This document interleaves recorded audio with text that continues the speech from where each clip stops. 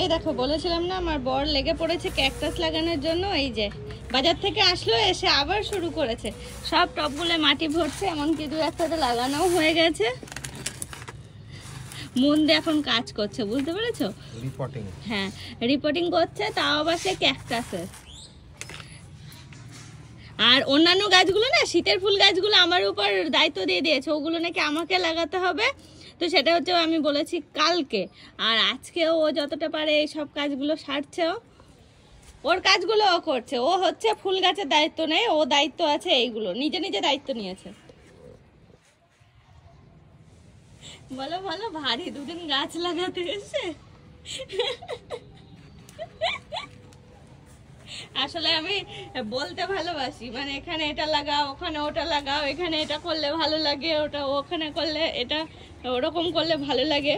তো নিজে হাতে সেরকম কিছুই করা হয় না। গাছ টাছ লাগানো অর্পণই লাগায় সব সময়ের জন্য। তো অনেকগুলো গাছ লাগানো হয়েছে, তবে হ্যাঁ আমার কাজ হলো অর্পণ গাছ যত্ন করবো, আর আমার কাজ হলো জায়গা পরিষ্কার রাখার।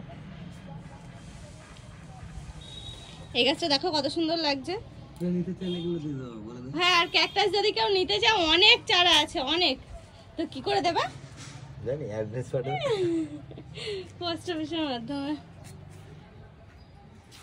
তারপর বলছে কেউ যদি নিতে চাও তোমরা, তাহলে পাঠিয়ে দেবে, তবে অ্যাড্রেসটা কমেন্টে লিখতে, মানে বলতে হবে, তাহলে আমরা অ্যাড্রেসটা পাবো। ক্যাকটাস অনেক আছে, অনেক চারা হয়েছে, তো অত লাগানোর টব নেই হাতের কাছে, আর অত লাগানোও যাবে না, অনেক সময় লাগবে।